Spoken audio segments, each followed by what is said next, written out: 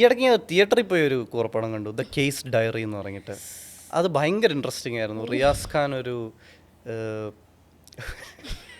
നിസാരത്തിൻ്റെ ഫാനാണെങ്കിലും അപ്പൂപ്പൻ ബോയ്സിൻ്റെ ഫാനാണെങ്കിലും ഡെഫിനറ്റ് ആയിട്ട് ചെക്കൗട്ട് ചെയ്യാം. If you want to be remembered you have to have some sort of contrarian idea. എല്ലാവർക്കും ഉള്ളതിൻ്റെ എഗൻസ്റ്റ് ആയിട്ട് എന്തെങ്കിലും ഒരു ഐഡിയ ആണ്. And you have to be right about it. ഇപ്പോൾ ആസ്ട്രോണമി എന്ന് പറഞ്ഞാൽ ഇന്നിപ്പോൾ എന്തിനാ ആസ്ട്രോണമിയെ പറ്റി ഡിസ്കസ് ചെയ്തിട്ട് എത്രയോ റെലവൻറ്റ് കാര്യങ്ങളുണ്ട്. ഒരു 10 വർഷം കഴിഞ്ഞാലും ആൾക്കാർ തിരിച്ച് പോകും എൻ്റെ ചാനലിലോട്ട്. ആർക്കും ഈ പഠിക്കാൻ ഇഷ്ടമല്ലാത്തതിൻ്റെ എന്താ ഒരു ഇൻട്രസ്റ്റിംഗ് അല്ലേ ഈ സാധനം. ജനറലി ഞാൻ ഒബ്സർവ് ചെയ്തിട്ടുള്ള ടീച്ചറിന് ഉത്തരം ഇറങ്ങി തുടങ്ങി ടീച്ചർ ദേഷ്യപ്പെടാൻ തുടങ്ങി. ഇതൊക്കെ നീ എന്തിനാ ചോദിക്കുന്നത്? കാരണം ടീച്ചറിന് ഇറങ്ങിക്കൂടാ, ടീച്ചർ ഇവിടുന്ന് കാണാതെ പഠിച്ചുകൊണ്ടേക്കാം.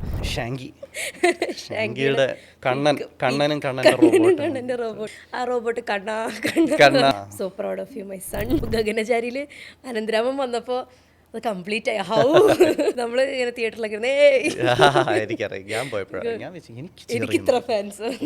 ഓ ശരിയാണല്ലോ, കൂറപ്പടം എടുത്താൽ പോലും ഞാൻ എന്തിനാ നല്ല പടം പറയുന്നത്. ഭയങ്കര സീൻ. റിയാസ് ഖാന്റെ പേര് മോറിസ് പെഡ്രോ അൽവാരസ്. അവസാനം ചുമ്മാ ഏതോ ഒരുത്തം വന്ന് റിയാസ് ഖാനെ ഒരു സ്പീഡ് ബോട്ടിലോട്ട് കെട്ടിയിടും റിയാസ് ഖാന്റെ കാല്. എന്നിട്ട് മണലിൽ കൂടെ സ്പീഡ് ബോട്ട് ഓടിക്കും.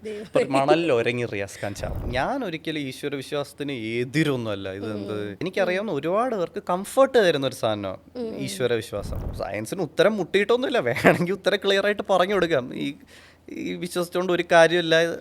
പക്ഷെ നമ്മൾ എന്തിനാ അങ്ങനെ ചെയ്യുന്നത്?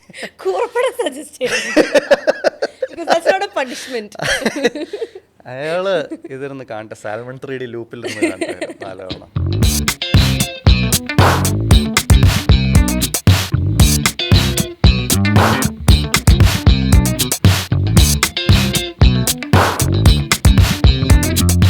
Hello guys, welcome to Madison digital. This is Anusha Andrews. ഇന്നത്തെ ഈ ഒരു വീഡിയോ കാണുന്നതിന് മുന്നേ 2 കാര്യങ്ങൾ എനിക്ക് നിങ്ങളോട് പറയാനുണ്ട്. ഒന്ന്, നിങ്ങൾ നിസ്സാരം ചാനലിൻ്റെ ഒരു ഫാനാണെങ്കിൽ ഡെഫിനറ്റായിട്ടും ഈ വീഡിയോ നിങ്ങൾ ചെക്കൗട്ട് ചെയ്യുക. 2, നിങ്ങളൊരു ആനന്ദരാമൻ ഫാനാണെങ്കിൽ, ആനന്ദിൻ്റെ ഫാനാണെങ്കിൽ തീർച്ചയായിട്ടും ഈ വീഡിയോ സ്കിപ്പ് ചെയ്ത് കാണുക. അല്ലേ ആനന്ദ്? ഡെഫിനറ്റ്ലി നിസ്സാരത്തിൻ്റെ ഫാനാണെങ്കിലും അപ്പൂപ്പൻ ബോയ്സിൻ്റെ ഫാനാണെങ്കിലും ഡെഫിനറ്റായിട്ട് ചെക്കൗട്ട് ചെയ്യുക. ഗൈസ്, ഇന്ന് നമ്മുടെ കൂടെ ഉള്ളത് ദ മോസ്റ്റ് അമേസിംഗ് ബ്രില്യൻറ്റ് അനന്തരാമനാണ്. Ananth, welcome to the show. Thank you so much for coming. Like കുറേ നാൾ ആനന്ദിൻ്റെ പിറകെ നടന്നിട്ടാണ് എനിക്ക് ആനന്ദിനെ ഈ ഒരു സീറ്റിൽ കൊണ്ട് ഇരുത്താനായിട്ട് പറ്റിയിട്ടുള്ളത്. സോ ഇപ്പോൾ ആനന്ദ് ഒരു ഷോർട്ട് ഫിലിമിൻ്റെ വർക്കിലാണെന്ന് പറഞ്ഞു. അങ്ങനെ ഞാൻ കഴിഞ്ഞ വീഡിയോയിൽ കണ്ടായിരുന്നു. So tell us about it. എന്താണ് പരിപാടി? സോ ഞാൻ കഴിഞ്ഞ കുറച്ച് നാളായിട്ട് മേ ബി ഒരു 1.5 years ആയിട്ട് ഞാൻ എഴുതിക്കൊണ്ടിരിക്കുക. ഞാൻ ഫസ്റ്റ് 2 സ്ക്രീൻ പ്ലേ എഴുതി. അപ്പോൾ സ്ക്രീൻ പ്ലേ പിച്ച് ചെയ്യുന്നു, അതിൻ്റെ പരിപാടികളൊക്കെ നടക്കുക, പ്രൊഡക്ഷനായിട്ട് ഇങ്ങനെ ഡിസ്കഷനിലാണ്. അപ്പോൾ പടം ഓണായി വരാൻ എന്തായാലും ഒരു ഇത്തിരി ടൈം എടുക്കും. അപ്പോൾ ആ ഗ്യാപ്പിൽ ഞാൻ ആക്ച്വലി ഒരു 2-3 ഷോർട്ട് സ്റ്റോറീസ് എഴുതിയായിരുന്നു.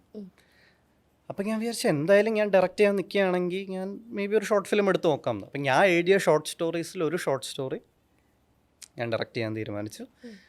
ഡയറക്റ്റ് ചെയ്ത് ഇപ്പോൾ അതിൻ്റെ പോസ്റ്റ് പ്രൊഡക്ഷൻ പരിപാടിയാണ്. അപ്പോൾ ചെറിയൊരു ഹൊറർ പരിപാടിയാണ്. ഒരു 40-45 മിനിറ്റ് ഉണ്ട്.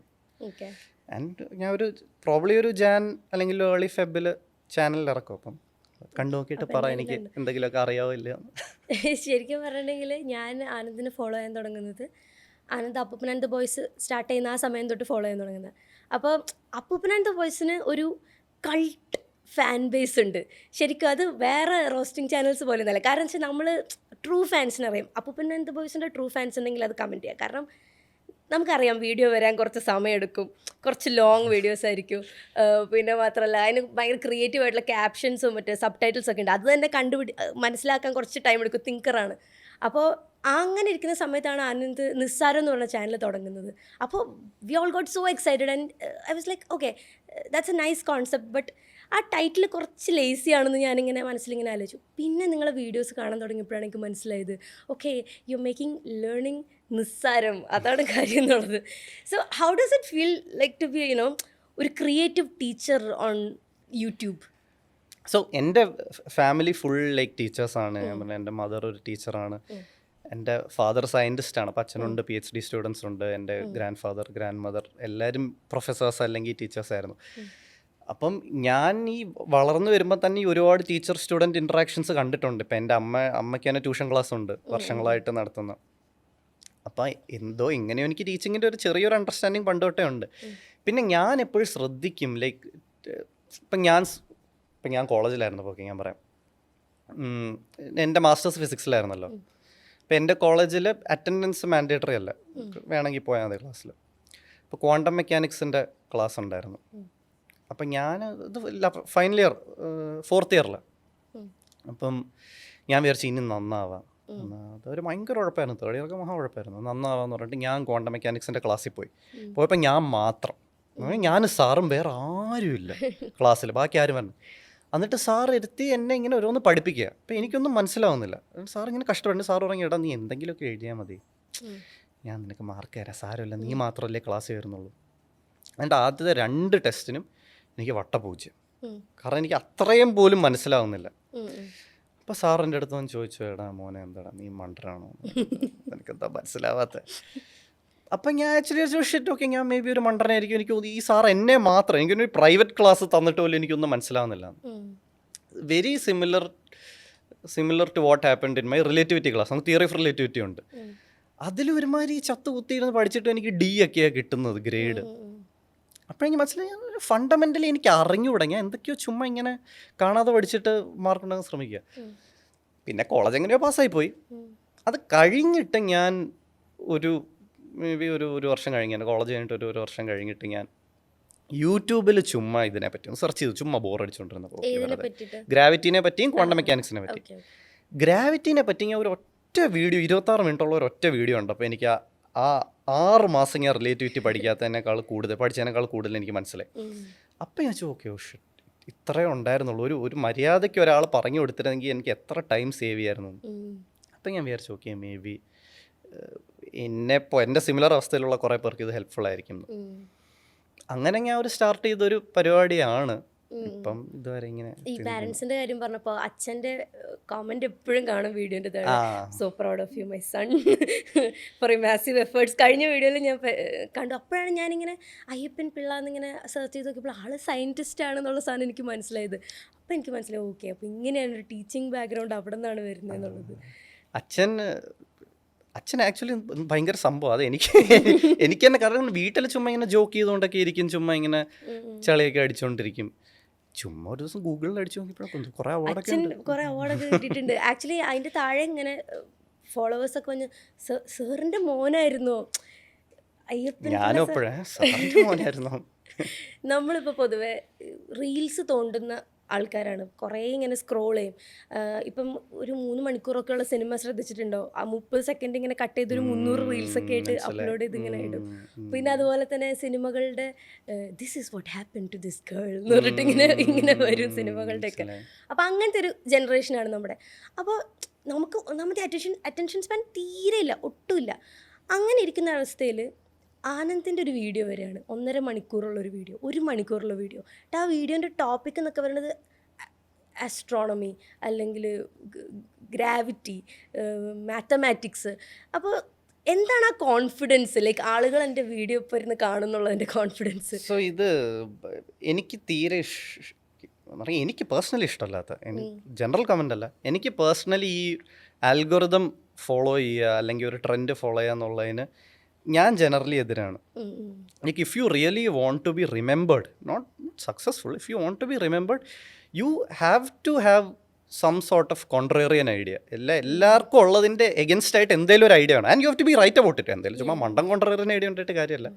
If you really want to be remembered you definitely need to have some sort of contrarian idea. എന്നാലേ ആൾക്കാർ നമ്മളെ ഓർത്തിരിക്കും വർഷങ്ങൾ കഴിയുമ്പോൾ.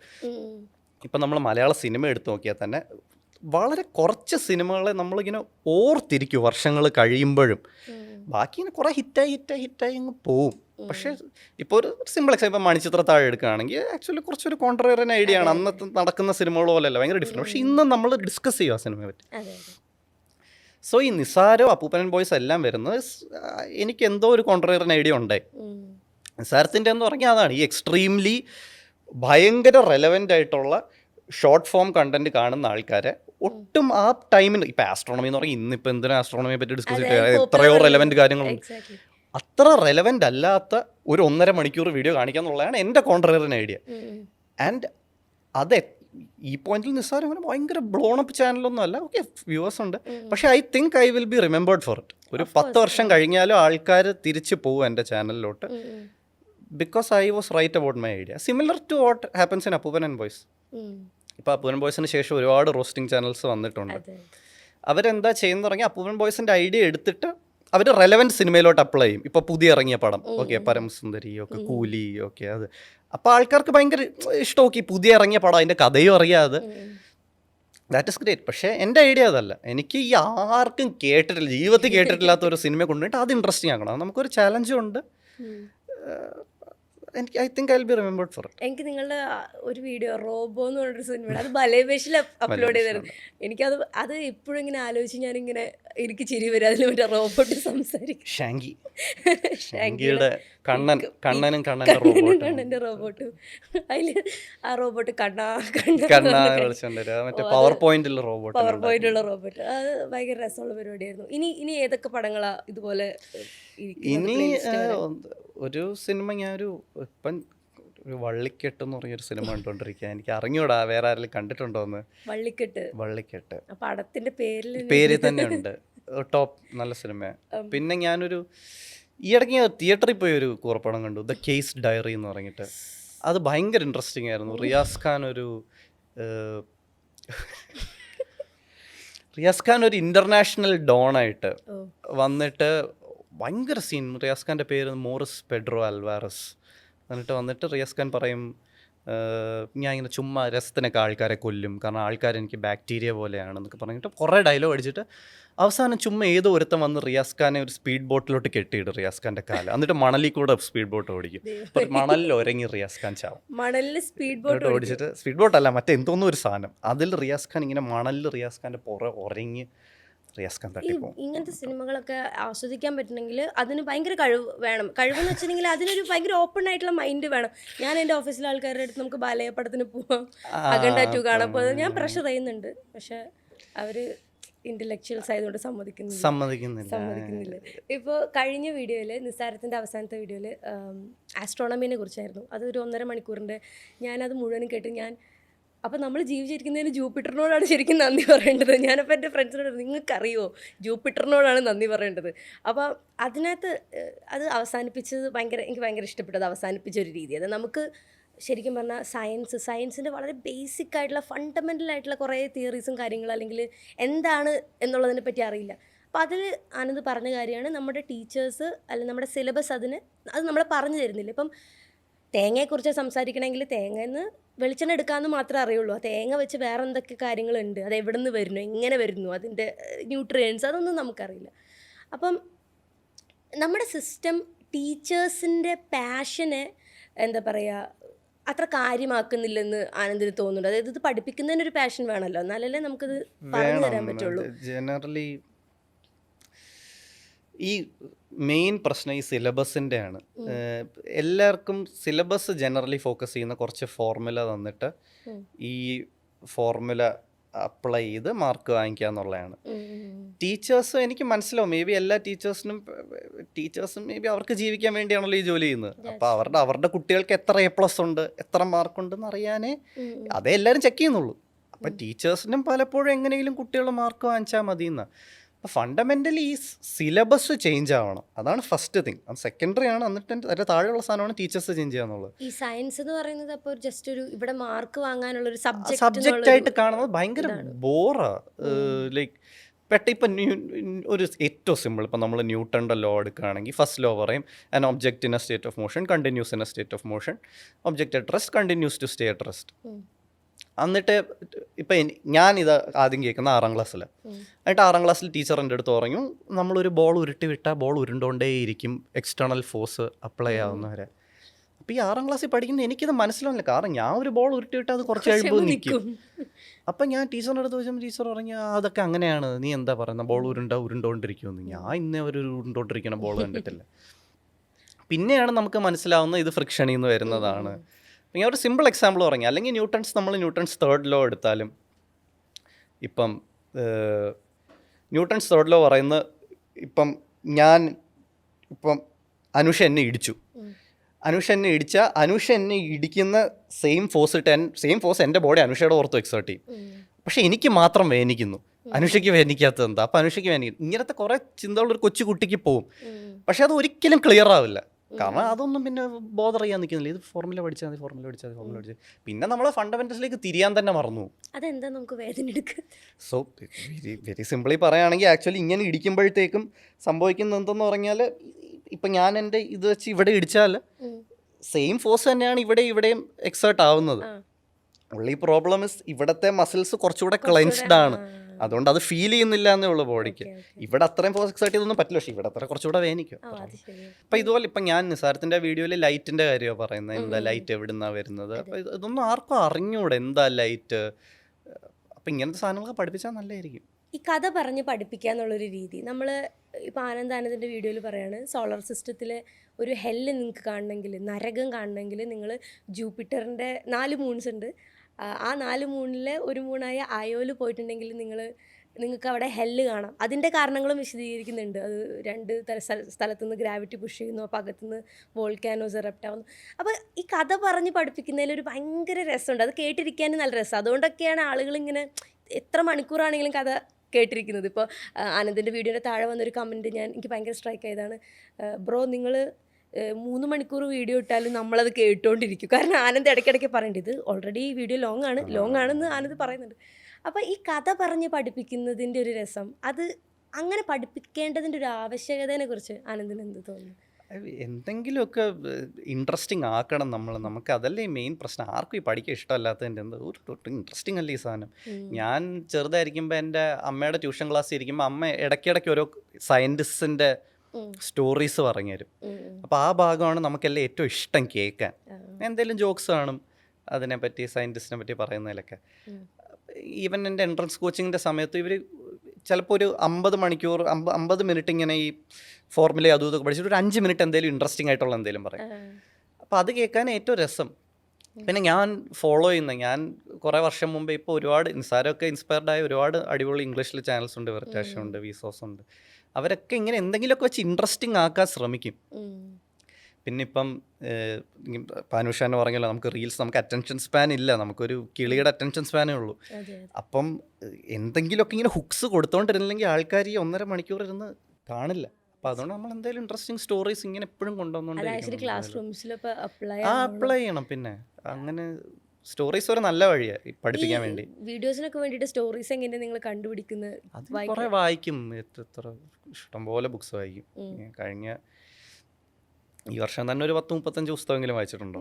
35 പുസ്തകം വായിച്ചിട്ടുണ്ട്. എൻ്റെ കിൻഡലിൽ ഇഷ്ടംപോലെ ബുക്സ് ഉണ്ട്, ഫോണിൽ അല്ലാണ്ട് ഹാർഡ് കോപ്പി ഉണ്ട്. അങ്ങനെ വായിക്കുമ്പോഴേ കിട്ടും. വായിച്ചിട്ട് അണ്ടർലൈൻ ചെയ്യും ഇൻട്രസ്റ്റിംഗ് പാർട്സ് എല്ലാം. എന്നിട്ട് ഈ അണ്ടർലൈൻ ചെയ്ത പോർഷൻസ് എല്ലാം കൂടെ എടുത്ത് കമ്പൈൻ ചെയ്യും. എന്നിട്ട് അതിൽ നമ്മുടെ എന്തെങ്കിലും സാധനങ്ങൾ ആഡ് ചെയ്യും. അങ്ങനെ ഒരു എൻ്റെ വീഡിയോ. സയന്റിസ്റ്റുകളുടെയും ഫിലോസഫേഴ്സിന്റെ ഒക്കെ കഥ ഇങ്ങനെ കിട്ടുന്നത്? അങ്ങനെ കിട്ടുന്നേ നമുക്ക് ആക്ച്വലി ബുക്സിൽ നിന്ന് കിട്ടുന്നത്. കുറെ ആൾക്കാർ ഇങ്ങനെ നിങ്ങളെ പറ്റി അപവാദം പറഞ്ഞു വരുത്തുന്നുണ്ട്. അതായത് നിങ്ങൾ ശരിക്കും പുസ്തകം വായിച്ചിട്ടുണ്ടല്ല, ഏതോ ഇംഗ്ലീഷ് ചാനലിൽ കോപ്പി അടിച്ചിട്ടാണ്. അത് കേൾക്കുമ്പം നമുക്ക് കുറച്ച് ഫീൽ ആവും. എന്ന് പറഞ്ഞാൽ നമുക്ക് ഇപ്പം ഒരു 1.5 മണിക്കൂർ വീഡിയോ ഉണ്ടെങ്കിൽ അതിന് 5 മിനിറ്റും വേറെ വീഡിയോ, അല്ലെങ്കിൽ ഒരു 10 മിനിറ്റ് വേറെ ഇംഗ്ലീഷ് ചാനലിൽ വീഡിയോസ് തന്നെ ആയിരിക്കും. നമുക്ക് 1.5 മണിക്കൂറും ബുക്ക് ചെയ്യുന്ന എടുക്കാൻ പറ്റില്ല.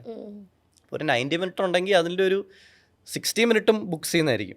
ഒരു 10 to 15 മിനിറ്റ്സ് വേറെ ഏതെങ്കിലും ഞാൻ കേട്ടിട്ടുള്ള ഇൻട്രസ്റ്റിംഗ് ചാനൽസിൽ നിന്നുള്ള ഇൻട്രസ്റ്റിംഗ് പോർഷൻസ് ആയിരിക്കും. പിന്നെ ഒരു 15 മിനിറ്റ് ഞാൻ പറയുന്ന കാര്യങ്ങളായിരിക്കും. എല്ലാം കൂടെ മിക്സ് ചെയ്ത് എല്ലാത്തിൻ്റെയും റെഫറൻസ് ഉണ്ട്, അടി പോയാൽ കാണാം ഇതൊക്കെ എവിടുന്ന വരുന്നത്. പൊതുവെ ആനന്ദിൻ്റെ വീഡിയോസിൽ ഈ കുറേ ഫണ്ടമെൻ്റൽ ബിലീഫ്സിനെ ചോദ്യം ചെയ്യാനായിട്ടും കൂടെ പഠിപ്പിക്കും. അതിനെ ക്വസ്റ്റ്യൻ ചെയ്യണം. ഇന്ന കാര്യം നിങ്ങൾക്ക് ഡൗട്ട് തോന്നി നിങ്ങളത് ചോദിക്കണം. ഇപ്പോൾ ഫോർ എക്സാമ്പിൾ ന്യൂട്ടൻ്റെ law, every action has an opposite and equal and opposite reaction എന്ന് പറയുന്നത് നിങ്ങൾ കാർമയായിട്ട് താരതമ്യം ചെയ്യരുത്. അങ്ങനെ കാർമയായിട്ട് താരതമ്യം ചെയ്യുമ്പോൾ നിങ്ങളത് ക്വസ്റ്റ്യൻ ചെയ്യണം, ഇല്ലെങ്കിൽ ന്യൂട്ടൺ പോയിട്ട് കിണറ്റി ചാടുന്നൊക്കെ ആനന്ദ് പറയും. അപ്പോൾ അതിൻ്റെ ഒരു ഇമ്പോർട്ടൻസ്, അതായത് ഇപ്പം കുട്ടികൾ എന്തെങ്കിലുമൊക്കെ ക്വസ്റ്റ്യൻ ചോദിക്കുന്ന സമയത്ത് ടീച്ചേഴ്സ് അതിനെ എന്ത് ചെയ്യാറുണ്ട്, ഡിസ്മിസ് ചെയ്ത് വിടാറുണ്ട്. ഇപ്പോൾ കഴിഞ്ഞ ദിവസം തന്നെ UP ഒരു സംഭവം നടന്നത്, ഒരു കുട്ടികൾ ചോദ്യം ചോദിച്ചിട്ട് ആൻസർ പറയാത്തതിന് മുഖത്തടിക്കുന്ന ഒരു വീഡിയോ. അത് ഭയങ്കര പ്രശ്നമായിരുന്നു. ടീച്ചർ മുഖത്തിങ്ങനെ നിർത്താതെ ഇങ്ങനെ അടിക്കുക കുട്ടികളുടെ. അപ്പോൾ കുട്ടികൾ തിരിച്ച് ചോദിക്കുന്നില്ല, ഞങ്ങൾ മുഖത്ത് അടിക്കരുത് എന്നുള്ള കാര്യം പറയുന്നില്ല, ബിക്കോസ് കുട്ടികൾക്ക് അറിയില്ല എന്താണ് അതിന് തിരിച്ച് പറയേണ്ടതെന്നുള്ളത്. അപ്പം അതിൻ്റെ ഒരു അപകടം എന്താണ്? ടീച്ചേഴ്സ് അതിന് സമ്മതിക്കാത്തതിൻ്റെ, കുട്ടികളെ തിരിച്ച് ചോദ്യങ്ങൾ ചോദിക്കാൻ സമ്മതിക്കാത്തതിൻ്റെ. ഇതൊക്കെ ഇത് ടൈസ് ടു ഈ ടീച്ചറിൻ്റെ passion, what we are talking about. ഒരു സോ ഈ കുട്ടികൾ ചോദ്യം ചോദിച്ചാലേ അവർക്ക് ഈ ഫണ്ടമെന്റൽസ് പഠിക്കാൻ പറ്റൂ. ഫസ്റ്റ് ഓഫ് ഓൾ എന്തിൻ്റെ ആണെങ്കിൽ പോലും ജനറലി ഞാൻ ഒബ്സർവ് ചെയ്തിട്ടുള്ള ടീച്ചറിന് ഉത്തരം ഇറങ്ങി തുടങ്ങി ടീച്ചർ ദേഷ്യപ്പെടാൻ തുടങ്ങും. ഡൗട്ട് ചോദിക്കുന്ന ഉടനെ ഇതൊക്കെ നീ എന്തിനാ ചോദിക്കുന്നത്, കാരണം ടീച്ചറിന് ഇറങ്ങിവിടാ, ടീച്ചർ ഇവിടുന്ന് കാണാതെ പഠിച്ചുകൊണ്ടെന്നൊക്കെ. ഉത്തരം അറിയാവുന്ന ഒരു ടീച്ചർ ഭയങ്കര ഇമ്പ്രസ്ഡ് ആവും അതിനെപ്പറ്റി ഒരു ഡൗട്ട് ചോദിച്ചാൽ. ഇത് നമുക്ക് റീൽസിൽ വരെ കാണാൻ പറ്റും. ഇപ്പം ഒരു ഭയങ്കര ഞാനൊരു ഫിസിക്സിൻ്റെ ഒരു റീൽ എപ്പോഴും കാണും. ഈ കണ്ണാടിയുടെ ഫ്രണ്ടിൽ പോയിട്ട് ഈ ഒരു ബെഡ്ഷീറ്റ് ഇങ്ങനെ വെക്കും. എന്നിട്ട് ഒരാളിങ്ങനെ ബെഡ്ഷീറ്റ്, ഇപ്പോൾ ഒരു ഞാൻ കണ്ട റീലിൽ ഒരു പെണ്ണുണ്ട്, ഒരു മിററുണ്ട്, ഒരു ബെഡ്ഷീറ്റ് എടുത്ത് ഇങ്ങനെ വെക്കും. എന്നിട്ട് ആ പെണ്ണെന്തോ ഹസ്ബൻഡിൻ്റെ അടുത്ത് ചോദിക്കും, ആ സൈഡിൽ നിന്ന് നോക്കുന്നു. ഹസ്ബൻഡ് സൈഡിൽ നിന്ന് നോക്കുമ്പോൾ ആ പെണ്ണിനെ കാണാം. അപ്പോൾ ആ പെണ്ണ് ഈ കണ്ണാടിക്ക് എങ്ങനെ അറിയാമെന്ന് ചോദിക്കുന്നു. ആ പെണ്ണിനെ ഇറങ്ങിയോടെ എങ്ങനെയാണെന്ന് കണ്ടു. അതിൻ്റെ അടിയിൽ ആൾക്കാർ ഫുൾ ഫിസിക്സ് ക്ലാസ്സിൽ ശ്രദ്ധിച്ചില്ല, ഫിസിക്സ് ക്ലാസ്സിൽ പഠിക്കാതിരുന്ന ഇങ്ങനെ ഇരിക്കും. എനിക്ക് ഉറപ്പാണ് ഈ പറയുന്നവന്മാർക്ക് ഒന്നും അതിൻ്റെ ആൻസർ ഇറങ്ങിയോടെ, ഒന്നും അറിയണം. അതുകൊണ്ടാണ് ഇങ്ങനെ ട്രിഗർ ആവുന്നത്. അയ്യേ മണ്ടി എന്തൊക്കെയാണ് ചോദിക്കുന്നത്. കറക്റ്റ് ആൻസർ അറിയാവുന്ന ആൾ സെൻസിബിളായിട്ട് അതിൻ്റെ ആൻസർ ഇട്ട് കൊടുക്കുക. ഇങ്ങനെയാണ് ലൈറ്റ് ഇങ്ങനെ വന്ന് റിഫ്ലക്ട് ചെയ്യുമ്പോൾ ആ സാധനം കാണുന്നതാണെന്ന് ഇങ്ങനെ പറഞ്ഞു കൊടുക്കാൻ പറ്റും ഒരാൾക്ക്. ഇതേ സാധനമാണ് ടീച്ചേഴ്സിനും.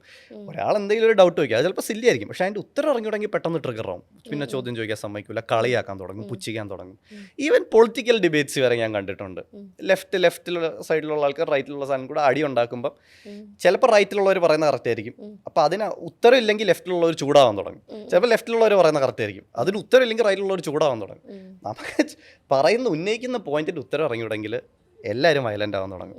ഫിസിക്സ് ആണ് പ്രശ്നം. ഫിസിക്സ് ആർക്കും അറിഞ്ഞൂടാ, ടീച്ചേഴ്സിനും അറിഞ്ഞൂടാ, എനിക്ക് ചോദിക്കാനും ആരുമില്ല, ആർക്കും അറിഞ്ഞൂടാ. ഇഷ്ടമല്ല പഠിക്കാൻ. എൻ്റെ കൂടെ പഠിച്ച ആരും എനിക്കറിയില്ല ഫിസിക്സ് ഇഷ്ടമുള്ള ആൾക്കാർ. എനിക്കറിയാം. അതാ ഇഷ്ടമല്ലാത്തതിൻ്റെ കാരണം അതാ ഈ ഫണ്ടമെന്റൽസ് അറിഞ്ഞൂടാത്തതുകൊണ്ട് എല്ലാവർക്കും ഒന്ന് വെറുപ്പ് ആ സാധനത്തിനോട്.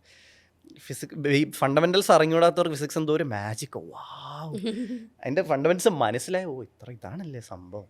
അപ്പം അത്ര ഒരു ഇത് വരില്ല പിന്നെ ഫിസിക്സിനോട്. സീരീസ് ഒക്കെ ഉണ്ടല്ലോ, ഇപ്പം ബിഗ് ബാങ് തിയറി എല്ലാവരും കാണുന്ന പരിപാടി. ഞാൻ ആക്ച്വലി ബിഗ് ബാങ് തിയറി ഒക്കെ കണ്ടിട്ടാണ് ഓക്കെ ഇതാണ് ഇത്രേ ഉള്ളൂ. എനിക്കറിയില്ല ഈ ഫിസിസിസ്റ്റ് എന്ന് പറയുന്ന സമയത്ത് എന്താണ് ആളുടെ ജോലി ആക്ച്വലി, അല്ലെങ്കിൽ എക്സ്പെരിമെൻ്റൽ ഫിസിസിസ്റ്റ് എന്ന് പറയുമ്പോൾ അയാൾ എന്താ ചെയ്യുന്നത്, ഇതൊന്നും നമുക്ക് അറിഞ്ഞുകൂടാ. ഇപ്പോൾ ഗഗനചാരിയിൽ അനന്തരാമൻ വന്നപ്പോൾ അത് കംപ്ലീറ്റ് ആയി. ഹൗ ഗഗനചാരിയിൽ ആനന്ദരാമൻ ഉണ്ടോ സമാധാനം. നമ്മൾ ഇങ്ങനെ തിയേറ്ററിലൊക്കെ എനിക്ക് ഇത്ര ഫാൻസ്. എന്തായാലും ഇപ്പോൾ കുറച്ച് ക്വസ്റ്റ്യൻസ് നിങ്ങൾ ഓഡിയൻസ് കുറച്ച് ക്വസ്റ്റ്യൻസ് അയച്ചു തന്നിട്ടുണ്ട്. ഞാനിങ്ങനെ നറുക്കിട്ട് ഇതിന്ന് ഒരു 4-5 എണ്ണത്തിന് നമുക്ക് ആൻസർ ചെയ്യാം. ഒരെണ്ണം എടുത്താൽ മതി. Scientist or philosopher whom you have mentioned in your videos you would invite for dinner? Feynman, Richard Feynman. Feynman ആണ്. സോ ഫൈൻമാൻ അല്ല ഏറ്റവും ഇൻ്റലിജൻറ്റ് സയൻറ്റിസ്റ്റ്.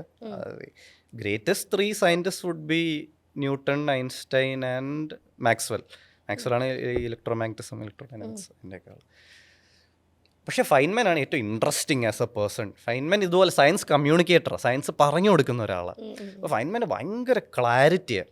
ഇപ്പം ഐൻസ്റ്റൈൻ്റെ റിലേറ്റിവിറ്റി കണ്ടു, ഐൻസ്റ്റൈൻ റിലേറ്റിവിറ്റി എക്സ്പ്ലെയിൻ ചെയ്യാൻ മര്യാദയ്ക്ക് അറിഞ്ഞുകൂടാ. അതല്ലേ ഐൻസ്റ്റൈൻ പറയുന്ന കാര്യങ്ങൾ മനസ്സിലാക്കാൻ അധികം ആൾക്കാർക്ക് പറ്റുന്നില്ല. ഫൈൻമാൻ അങ്ങനെയല്ല. ഫൈൻമാൻ ഐൻസ്റ്റൈൻ്റെ അത്ര ഇൻ്റലക്ച്വൽ അല്ലെങ്കിൽ പോലും ഭയങ്കര ക്ലാരിറ്റിയാണ്. ഫൈൻമാൻ പറയുന്നത് കേട്ടാൽ എല്ലാവർക്കും മനസ്സിലാവും. ഫൈൻമാൻ ഓപ്പൻഹൈമർ സിനിമയിലൊക്കെ ഫൈൻമാൻ്റെ ഒരു ചെറിയ നിസ്സാരം episode that was the hardest to explain simply. ഏറ്റവും ബുദ്ധിമുട്ടുണ്ടായിരുന്ന നിസ്സാരം episode. Hardest to explain probably relativity ആയിരിക്കും. ഇനി ക്വാണ്ടം മെക്കാനിക്സ് ചെയ്യുന്നുണ്ട്, അതായിരിക്കും ഏറ്റവും ഹാർഡ്. പക്ഷേ ഇനി വരാൻ പോകുന്നത് ആസ് ഓഫ് നൗ റിലേറ്റിവിറ്റി ആണ്. പക്ഷേ റിലേറ്റിവിറ്റി ഞാൻ എൻജോയ് ചെയ്യുന്നതുകൊണ്ട് എക്സ്പ്ലെയിൻ ചെയ്യാൻ പാടാണെങ്കിലും എനിക്കത് ബുദ്ധിമുട്ടുണ്ടാക്കിയില്ല. എനിക്ക് പേഴ്സണലി ഏറ്റവും ഡിഫിക്കൽട്ട് സീരിയൽ കില്ലേഴ്സിൻ്റെ വീഡിയോ ഉണ്ടാക്കാനായിരുന്നു. സീരിയൽ കില്ലേഴ്സിൻ്റെ വീഡിയോ പേടിപ്പിച്ച് കളഞ്ഞ വീഡിയോ ആണ്. അതിന് പക്ഷെ അത്ര വ്യൂസ് ഇല്ല. അത് പക്ഷെ ഞാൻ പേഴ്സണലി കുറച്ച് ഡിസ്റ്റർബ്ഡ് ആയി ആ വീഡിയോ ഉണ്ടാക്കിയിട്ട്. അതിന് 300K വ്യൂസ് എന്തോ ഉള്ളൂ. അത് കാരണം അതിന് ഞാൻ ഒരു റെഫർ ചെയ്ത ബുക്സിൽ ഈ വിക്ടിംസിന്റെ ഫോട്ടോ ഒക്കെ ഉണ്ട്, ഇങ്ങനെ തലയേറ്റ് കിടക്കുന്ന ശരീരവും ഇങ്ങനെ ഒരുമാതിരി കൊന്നിട്ടേക്കുന്ന കുട്ടികളുടെ ഇതിൽ എല്ലാവരുടെയും ഫോട്ടോസ് ഒക്കെ ഉണ്ട്. ഞാൻ റിസർച്ച് എന്ന് പറയും, ഇതൊക്കെ ഇരുന്ന് വായിക്കണ്ടേ ഇത്. നിങ്ങൾ എക്സ്പ്ലെയിൻ ചെയ്യണ നമുക്ക് കൈകാലൊക്കെ വേദന. അപ്പം അതായിരുന്നു ഏറ്റവും ഡിഫിക്കൽട്ട് ടു മേക്ക്. പക്ഷേ difficult to explain probably relativity ആയിരിക്കും. If you could live inside one Malayalam film for 24 hours, live inside one Malayalam film. Oh shit. ഭയങ്കര ഒരു ഡിഫിക്കൽട്ട് ക്വസ്റ്റ്യൻ. നല്ലത് എടുക്കണോ കൂറപ്പടം എടുക്കണോ? ഓ ശരിയാണല്ലോ, കൂറപ്പടം എടുത്താൽ പോരും. ഞാൻ എന്തിനാ നല്ല പടം പറയുന്നത്? ഓ കൂറപ്പടം, if I could live inside one കൂറപ്പടം, that would be Bada Dost. Bada Dost. Bada Dost. Bada Dost കണ്ടിട്ടുണ്ടോ? ഓ സുരേഷ് പിന്നെ ഗോപിന്റെ ടോപ്പ്. ബഡാ ദോസ്തിലെ എന്ത് രസാ, സിദ്ദിഖിന്റെ സിദ്ദിഖാണ് അവിടെ കസറാണ്. ആ ബഡാ ദോസ്ത് അല്ലെങ്കിൽ സാൽമൺ 3D എനിക്ക് ഭയങ്കര ഓ ഇഷ്ടം. Salmon 3D salmon very interesting, ഭയങ്കര അറ്റ്ലീസ്റ്റ് സാൽമൺ കഴിക്കാൻ. സാൽമൺ കഴിക്കാമല്ലോ, ഫുൾ സാൽമൺ ഒക്കെ കഴിക്കാം. നല്ല പടം എനിക്കറിയാം, നല്ല പടം പിക്ക് ചെയ്യാൻ ജനറലി ഭയങ്കര പാടാണ്. ഒരുപാട് നല്ല പടങ്ങളുണ്ട്. കൂറപ്പടം ആകുമ്പോൾ എളുപ്പമാണല്ലോ. If you could borrow one super power from any movie character, which one? Very simple. പറക്കും. എനിക്ക് പറക്കണമെന്ന് ഭയങ്കര ആഗ്രഹമാണ്. ഏതെങ്കിലും ഒരു സൂപ്പർമാനെ വല്ലതും എടുത്തിട്ട് പറക്കാൻ നല്ല രസമായിരിക്കും എന്ന് എനിക്ക് എപ്പോഴും തോന്നും. പറക്കാൻ രസമായിരിക്കും. ഭയങ്കര സിമ്പിളുമാണ്. ബാക്കിയൊക്കെ കുറച്ച് കള്ളത്തരം കാണിക്കാൻ ചാൻസ് ഉണ്ട്. ഇൻവിസിബിൾ ആവുക, മനസ്സ് വായിക്കുക, ഇതൊക്കെ കുറച്ച് സീന. ആൾക്കാർ ദുരുപയോഗം ചെയ്ത് കളയും. പറക്കുമ്പോൾ ആകുമ്പോൾ വേറെ പ്രശ്നമില്ല, പറന്ന് നടക്കാമല്ലോ. An episode you made only because you love the topic, not for the views. ഓ നിങ്ങൾ ഓൾറെഡി വ്യൂവിന് വേണ്ടിയിട്ട് ഉണ്ടാക്കില്ല എന്ന് പറഞ്ഞു കഴിഞ്ഞല്ലോ അല്ലേ? ഞാൻ ജനറലി വ്യൂസിന് വേണ്ടി അല്ല ഉണ്ടാക്കാറുള്ളത്. ഇപ്പം ഞാനൊരു ഒരു ലിമിറ്റ്സ് ഓഫ് റീസൺ എന്ന് പറഞ്ഞൊരു വീഡിയോ ചെയ്തായിരുന്നു. അതൊന്നും ഒരിക്കലും ഒരു വ്യൂസിന് വേണ്ടി ചെയ്തൊന്നും അല്ല. വ്യൂസിന് വേണ്ടി ചെയ്യണമെങ്കിൽ ഡെഫിനറ്റ്ലി ഞാൻ എൻ്റെ ടൈറ്റിൽ ലിമിറ്റ്സ് ഓഫ് റീസൺ ഒന്നും ഇടില്ല. കുറച്ചുകൂടെ എന്തെങ്കിലും ക്യാച്ചി ടൈറ്റിൽ ഇട്ട് കുറേ പേര് കാണട്ടെ എന്ന് വിചാരിച്ചാണ്. ലിമിറ്റ്സ് ഓഫ് റീസൺ ഞാൻ പ്യുവർലി എനിക്ക് ഇഷ്ടമുള്ള കുറച്ച് കാര്യങ്ങളെ പറ്റി സംസാരിച്ചൊരു സാധനം. സോ മേ ബി ആ എപ്പിസോഡ് ടൈറ്റിൽ കണ്ടപ്പോൾ എനിക്കും തോന്നിയത് എന്തോ ഇത് ഒരു സെൻസ് ഉണ്ടാക്കുന്നില്ല. എനിക്ക് നിങ്ങളുടെ പേഴ്സണൽ ഫേവറേറ്റ് ഭയങ്കര ഇഷ്ടപ്പെട്ട, ഞാൻ ഭയങ്കര എൻജോയ് ചെയ്തുണ്ടാക്കിയൊരു വീഡിയോ ആയിരുന്നു. ഇപ്പം നമ്മുടെ നാട്ടിലത്തെ നമ്മൾ വിശ്വസിക്കുന്ന ദൈവങ്ങൾ, ഒരുപാട് ദൈവങ്ങളുണ്ട്. പല മതങ്ങളിൽ പല ദൈവങ്ങളുണ്ട്. ഈ ദൈവങ്ങൾക്കൊക്കെ നമ്മളെപ്പോലെ തന്നെ വിഷമം വരും, ദേഷ്യം വരും. നമ്മളൊന്ന് പ്രാർത്ഥിക്കുമ്പോഴത്തേക്ക് സന്തോഷം വരും. നമ്മൾ തെറ്റ് ചെയ്യുമ്പോഴത്തേക്ക് അവർക്ക് ഭയങ്കര കലിപ്പാവും. അപ്പോൾ ഹ്യൂമൻ ഇമോഷൻസിൻ്റെ ഭയങ്കര ഒരു പ്രൊജക്ഷനാണ് ഈ ദൈവങ്ങൾക്കൊക്കെ എന്ന് നമുക്ക് വേണമെങ്കിൽ പറയാനായിട്ട് പറ്റും. പക്ഷേ അറ്റ് ദ സെയിം ടൈം നമ്മൾ ഏത്തിസ്റ്റ്, ഇപ്പം ഞാനൊരു ഏത്തിസ്റ്റാണ്, ഞാൻ ഒരു റാഷണലിസ്റ്റാണ്, ഞാൻ ഏത്തിസ്റ്റാണ്. ഓക്കെ, അപ്പോൾ ആനന്ദ് ഒരു ഏത്തിസ്റ്റാണ്. അപ്പോൾ ഏത്തിസ്റ്റുകൾക്ക് ചില സമയത്ത് ഉത്തരം മുട്ടിപ്പോകുന്നൊരു ദൈവത്തിൻ്റെ കാര്യത്തിലൊരു സ്ഥലം എന്ന് പറയുന്നത്, ദൈവം എന്ന് പറയുന്ന കോൺസെപ്റ്റ് കൊടുക്കുന്നൊരു ഹോപ്പ് എന്നുള്ള ഇതിലാണ്. ഇപ്പം ഞാനൊരു നേഴ്സാണ്, ഞാനൊരു ഏത്തിസ്റ്റ് ആണെങ്കിൽ പോലും ഒരു രോഗി ഒരു തരത്തിലും രക്ഷപ്പെടില്ല എന്ന് ഉറപ്പുള്ള ഒരു രോഗിയുടെ അടുത്ത് നമ്മൾ നിങ്ങൾക്ക് പടച്ചോനുണ്ടാവും എന്ന് പറയുന്ന സമയത്ത് കൊടുക്കുന്ന ആ ഒരു ഹോപ്പ് ഉണ്ടല്ലോ, അതിൻ്റെ മുന്നിൽ ശരിക്കും സയൻസ് ഇങ്ങനെ തോറ്റു പോവുക എന്ന് നിങ്ങൾക്ക് തോന്നിയിട്ടുണ്ടോ? അല്ല, ഇതിനൊരു ജയവും തോൽവിയായിട്ടൊന്നും ഞാൻ ഫസ്റ്റ് ഓഫ് ഓൾ ഇതൊക്കെയാണ് ഈ മെയിൻ പ്രശ്നം. ഈ എയ്ത്തിസം എനിക്ക് അറിഞ്ഞൂടി റാഡിക്കൽ എയ്ത്തിസിൻ്റെ അപ്രോച്ച് എന്താണെന്ന്. ഞാൻ ഒരിക്കലും ഈശ്വര വിശ്വാസത്തിന് എതിരൊന്നുമല്ല. ഇതെന്ത് പ്രിസൈസ്ലി ബിക്കോസ് ഓഫ് ദിസ് എനിക്കറിയാവുന്ന ഒരുപാട് പേർക്ക് കംഫർട്ട് തരുന്ന ഒരു സാധനമാണ് ഈശ്വര വിശ്വാസം. അതിന് ആൾക്കാർക്ക് ആ കംഫർട്ട് ചിലപ്പോൾ ലൈഫിൽ ആവശ്യം ഉണ്ടായിരിക്കും. അങ്ങനെ ആവശ്യമുള്ളവർ വിശ്വസിച്ചോട്ടെ, അതിലെന്താ പ്രശ്നം? അവിടെ സയൻസിന് ഉത്തരം മുട്ടിയിട്ടൊന്നുമില്ല. വേണമെങ്കിൽ ഉത്തരം ക്ലിയർ ആയിട്ട് പറഞ്ഞു കൊടുക്കാം. ഈ വിശ്വസിച്ചുകൊണ്ട് ഒരു കാര്യമില്ല. പക്ഷെ നമ്മൾ എന്തിനാ അങ്ങനെ ചെയ്യുന്നത്? അങ്ങനെ പറയേണ്ട ആവശ്യമില്ല. പറയുന്നത് മോശമാണ്. ആൾക്കാർക്ക് അതൊരു കംഫർട്ട് ആണെങ്കിൽ ഡെഫിനറ്റ്ലി അവർ വിശ്വസിച്ചോട്ടെ. എനിക്ക് എൻ്റെ ഫാമിലിയിൽ എനിക്കറിയാവുന്ന എത്ര പേർക്ക് ഈശ്വര, എൻ്റെ ഗ്രാൻഡ് മദർ 2023 നവംബറിൽ മരിച്ചു പോയത്. ഗ്രാൻഡ് മദർ ഞാൻ ചെറുതായിട്ട് എനിക്ക് രാമായണമൊക്കെ പഠിപ്പിച്ചതാണ്. എനിക്കിപ്പോഴും ശ്ലോകങ്ങളൊക്കെ ഓർമ്മയുണ്ട്. ആ അമ്മൂമ്മയ്ക്ക് വയ്യാതെ കിടന്നപ്പോൾ ക്യാൻസർ ആയിരുന്നു. ലാസ്റ്റ് ഞാനൊരു രാമായണം വാങ്ങിച്ച അമ്മൂമ്മയ്ക്ക് കൊടുത്തിട്ടുണ്ട്. ആ അമ്മൂമ്മയ്ക്ക് എനിക്കാകെ പ്രശ്നമുള്ള ഈ മതവിശ്വാസത്തിൻ്റെ കുറച്ചൊരു കയറിപ്പോയാൽ അതൊരു ഭയങ്കര വിഷമാണെന്ന് എനിക്ക് തോന്നിയിട്ടുണ്ട്. ഈശ്വര വിശ്വാസത്തിനോട് എനിക്ക് ഭയങ്കര ന്യൂട്രൽ ഒപ്പീനിയനാണ്. പ്രിസൈസ്ലി ബിക്കോസ് ഓഫ് ദിസ്, വേറെ ഒന്നും കൊണ്ടല്ല. ഒരുപാട് പേർക്ക് എന്തെങ്കിലും ഒരു വിശ്വാസം ലൈഫിൽ ഒരു കംഫർട്ട് കൊണ്ടുവരും. അതിനെ വേണ്ടാന്ന് പറയാനോ അതിനെ എതിർക്കാനോ അതിനെ ക്രിട്ടിസൈസ് ചെയ്യുന്നത് ഞാൻ ആരുമല്ല. അല്ല, പക്ഷെ ചില ഏത്തിസ്റ്റുകൾ നിങ്ങൾ ശ്രദ്ധിച്ചിട്ടുണ്ടോ, ചില ഗ്രൂപ്പുകളുണ്ട്. ഇപ്പം നമ്മൾ ഫേസ്ബുക്കിലൊക്കെയാണ് ഇങ്ങനത്തെ ഗ്രൂപ്പുകൾ കൂടുതലുള്ളത്. പക്ഷേ എനിക്ക് തോന്നുന്നില്ല പുറത്തെ രാജ്യങ്ങളിൽ പോലും ഇല്ല. നമ്മുടെ നാട്ടിലാണ് ഇത് കുറച്ച് കൂടുതലായിട്ടുള്ളത്. അതായത് പരമ പുച്ഛമായിരിക്കും ബിലീവേഴ്സിനോട്, പച്ച പുച്ഛം. ബിലീവേഴ്സ് എല്ലാം മണ്ടന്മാരാണെന്നുള്ള രീതിക്ക് അവരെ ഏതെങ്കിലും തരത്തിൽ അവരുടെ അടുത്ത് സംസാരിക്കാൻ, ഡയലോഗ് ചെയ്യാനായിട്ട് നോക്കത്തില്ല. ഭയങ്കരമായിട്ട് ഇവർ പുച്ഛിച്ച് തള്ളും. നിങ്ങൾക്ക് ബുദ്ധിയില്ല, നിങ്ങൾക്ക് മണ്ടന്മാരാണ്, നിങ്ങൾ മറ്റേ ദൈവത്തിൽ വിശ്വസിക്കുന്ന മണ്ടന്മാർ എന്നുള്ള രീതിക്ക് അവർക്ക് കടുത്ത ഇസ്ലാമോഫോബിയ ഉണ്ടാവും. അങ്ങനത്തെ ഒരുപാട് ആൾക്കാരെ ആനന്ദ് അങ്ങനത്തെ ആൾക്കാരെ ഒബ്സർവ് ചെയ്തിട്ടുണ്ട്. ഞാൻ കണ്ടിട്ടുണ്ട്, നേരിട്ട് കണ്ടിട്ടില്ല, ഇന്റർനെറ്റ് കണ്ടിട്ടുണ്ട്. എയ്ത്തീസിനെ ഭയങ്കര, ബാക്കി എല്ലാവരോടും ഭയങ്കര പുച്ഛം. അതെനിക്ക് തോന്നുന്നു കംസ് ഫ്രം ദ, ചിലർക്ക് വിചാരം എനിക്കും അറിഞ്ഞൂടെ, എനിക്ക് ചിലപ്പോൾ മെസ്സേജ് കിട്ടും, oh you think atheism is very cool. No, I don't think atheism is very cool. Given a choice എനിക്ക് ഒരു പ്രശ്നമില്ല ദൈവത്തിൽ വിശ്വസിക്കാൻ. ഞാൻ ഭയങ്കര നാച്ചുറലി ഒരു എയ്ത്തിസ്റ്റ് ആയത് ഫ്രം എൻ്റെ ഈ വായനയിൽ നിന്നും മനസ്സിലാക്കിയ കാര്യങ്ങളിൽ നിന്നും ഇത്രയും പഠിച്ചതെന്ന് ഞാൻ അല്ലാണ്ട് എനിക്ക് കൂളാവാൻ വേണ്ടി എയ്ത്തിസ്റ്റ് ആയ ആളൊന്നും അല്ല ഞാൻ. പക്ഷെ എനിക്ക് തോന്നുന്നു ചിലർക്ക് വിചാരമുണ്ട് എയ്ത്തിസം എന്തോ ഭയങ്കര സുപ്പീരിയർ ബിലീഫാണ്. അത് ഭയങ്കര ബോറാണ്. അത് ഇങ്ങനെ എയ്ത്തിസ്റ്റ് ആവാൻ വേണ്ടി എയ്ത്തിസ്റ്റ് ആവുക, മറ്റുള്ളവരെ പുച്ഛിക്കാൻ വേണ്ടി എയ്ത്തിസ്റ്റ് ആവുക. ഈ പുച്ഛവും എല്ലാം വരുന്ന ഒരു ലാക്ക് ഓഫ്, ഒരു വിവരമില്ലായ്മയിൽ നിന്ന് ഈ പുച്ഛവും ഇങ്ങനത്തെ സാധനങ്ങളെല്ലാം വരുന്നത്. കുറച്ചൊരു അറിവൊക്കെ ഉണ്ടെങ്കിൽ മനസ്സിലാവും അവരെന്തുകൊണ്ടാണ് ദൈവത്തിൽ വിശ്വസിക്കുന്നത്, നമ്മൾ എന്തുകൊണ്ടാണ് വിശ്വസിക്കാത്തത്. അങ്ങനെ എനിക്ക് അങ്ങനത്തെ എയ്ത്തീസിന്, എനിക്ക് ഈ എന്ത് റാഡിക്കലാവുന്നതിനോടും എനിക്ക് താല്പര്യമില്ല. അതിപ്പോൾ എയ്ത്തീസം ആണെങ്കിൽ പോലും നമുക്ക് ഒരാളുടെ അടുത്ത് സംസാരിക്കുമ്പോൾ മനസ്സിലാവും അവരൊരു പ്രോപ്പർ ഡിബേറ്റ് ആണോ ആഗ്രഹിക്കുന്നത്, ഇല്ലാതെ അവരവരുടെ വിശ്വാസത്തിൽ ഉറച്ചു നിൽക്കുന്ന മനുഷ്യരാണോ എന്ന്. ഞാൻ ഈ വിശ്വാസത്തിൽ ഉറച്ചു നിൽക്കുന്നവരെ മനുഷ്യരുടെ അടുത്ത് പോയിട്ട് ഒന്നും പറയാറില്ല. ഇപ്പം ഞാൻ ഈ 3-4 ദിവസം മീറ്റ് ചെയ്ത രണ്ടുപേരിൽ തന്നെ അവരെനിക്ക് ഒരുപാട് നേരം അവരുടെ പോയ അമ്പലങ്ങളുടെ കാര്യവും അവർ പോയി അപ്പം നടയടച്ചൊക്കെ ആയിരുന്നു, അതായിരുന്നു ഇതായിരുന്നു എല്ലാം തലയാട്ടി ഞാൻ ഇങ്ങനെ കേട്ടോണ്ടിരിക്കും. പക്ഷെ ഒരാൾക്ക് ഓക്കെ ജെനുവിൻലി ഒരാൾക്ക് ഒരു ലോജിക്കൽ കൺക്ലൂഷനിലേക്ക് വരണം, ദൈവം ഉണ്ടോ ഇല്ലയോ എന്നൊരു ലോജിക്കൽ കൺക്ലൂഷനിലേക്ക് വരാൻ വേണ്ടി അയാൾ എൻ്റെ അടുത്ത് സംസാരിക്കണമെങ്കിൽ ഞാൻ ക്ലിയർ ആയിട്ട് പറഞ്ഞു കൊടുക്കും, ഇങ്ങനെയാണ് കാര്യങ്ങൾ, ഇങ്ങനെയാണ് കാര്യങ്ങൾ. അങ്ങനെ ഉള്ളൂ. അല്ലാണ്ട് മറ്റേ ആൾ നമ്മുടെ അടുത്ത് ഡിസ്കസ് ചെയ്യുന്ന ആളുടെ മൈൻഡ് സ്പേസ് എന്താ നോക്കണം. അവർ കുറച്ച് കൺഫ്യൂസ്ഡ് ആണ്, അവർക്ക് ദൈവം ഉണ്ടോ ഇല്ലയോ എന്ന് അറിഞ്ഞൂടാ, അവർ അങ്ങനെ ചിന്തിക്കാൻ റെഡിയാണ്. അങ്ങനത്തെ ഉള്ളവരുമായിട്ട് നമുക്ക് ഡിസ്കഷനിൽ ഏർപ്പെടാം.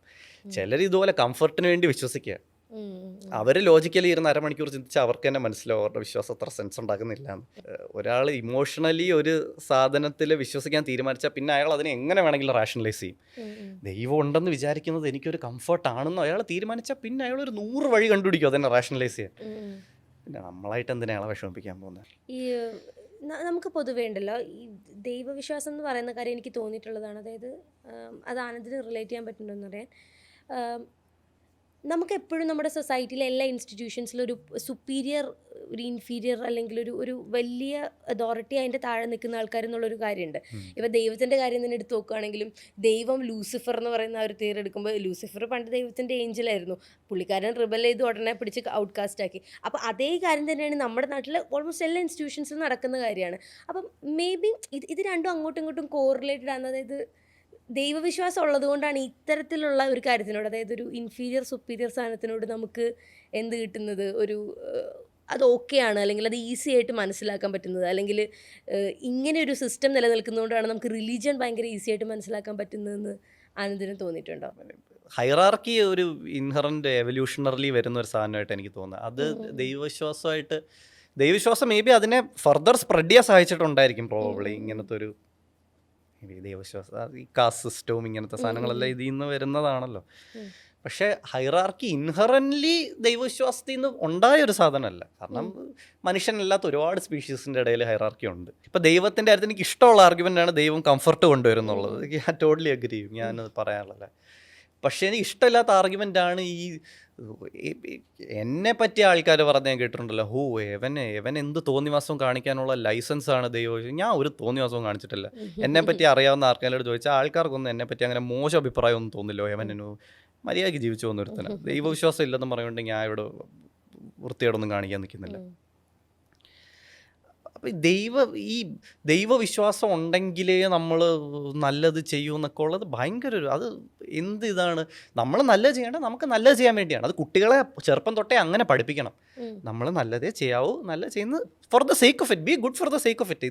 എന്തെങ്കിലും പേടിച്ച് നല്ലത് ചെയ്യുന്നത്, മറ്റുള്ളവരെ ഉപദ്രവിക്കാതിരിക്കുക, മാക്സിമം തുടങ്ങി എല്ലാവരും പെർഫെക്റ്റ് ഹ്യൂമൻസ് ആണെന്നല്ല, മാക്സിമം മര്യാദയ്ക്ക് ജീവിച്ചു പോകാന്നുള്ളത് കുട്ടികളൊരു ചെറിയ പ്രായത്തിൽ തന്നെ പഠിപ്പിച്ചുകൊണ്ടായി. ഇത് ചെറുപ്പത്തിൽ തന്നെ എന്ത് പഠിപ്പിക്കും, ഇങ്ങനെ ചെയ്യില്ലെങ്കിൽ ദൈവം ശിക്ഷിക്കും, ഇങ്ങനെ.